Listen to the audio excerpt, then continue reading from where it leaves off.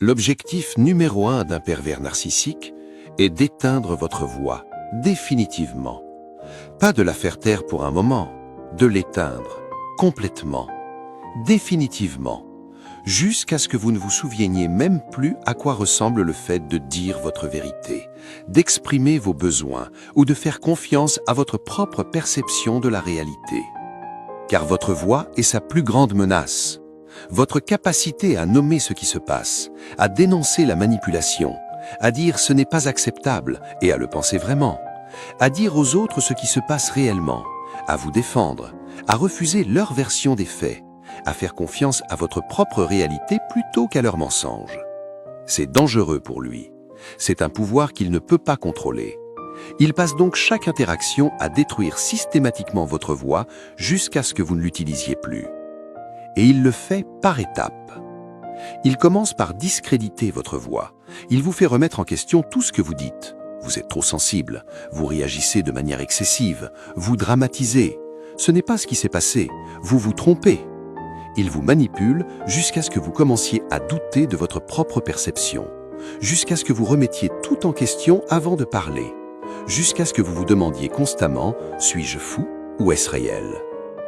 Puis vient l'étape de la punition. Lorsque vous vous exprimez, que vous exprimez un besoin, fixez une limite ou dénoncez son comportement, il vous punit pour cela. Silence, colère, culpabilisation. Il vous fait payer le fait d'avoir osé vous exprimer. Vous apprenez donc que s'exprimer égale conséquence. Silence égale paix. Et petit à petit, vous choisissez de plus en plus le silence. Et la troisième étape consiste dans le remplacement de votre voix.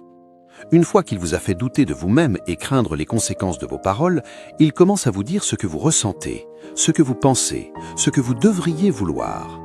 Tu n'es pas vraiment contrarié par ça, tu ne ressens pas vraiment cela. Ce que tu veux vraiment dire, c'est... Il remplace votre voix par la sienne. Il raconte votre réalité à votre place.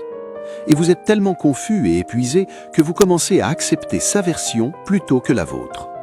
Finalement, vous cessez complètement de parler. Vous cessez d'exprimer vos besoins parce qu'ils sont toujours trop importants. Vous cessez de fixer des limites parce qu'elles sont toujours déraisonnables.